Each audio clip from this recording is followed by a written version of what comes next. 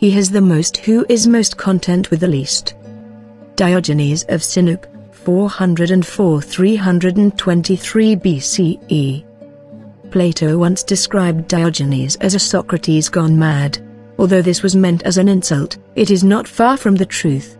Diogenes shares Socrates' passion for virtue and rejection of material comfort, but takes these ideas to the extreme.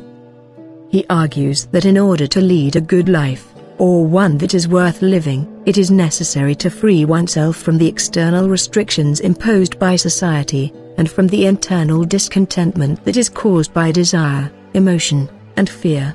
This can be achieved, he states, by being content to live a simple life, governed by reason and natural impulses, rejecting conventions without shame, and renouncing the desire for property and comfort.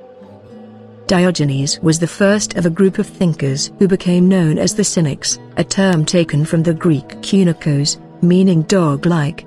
It reflects the determination of the Cynics to spurn all forms of social custom and etiquette, and instead live in as natural a state as possible.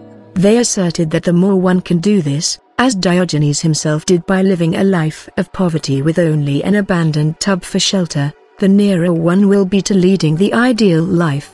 The happiest person, who in Diogenes' phrase, has the most, is therefore someone who lives in accordance with the rhythms of the natural world, free from the conventions and values of civilized society, and content with the least.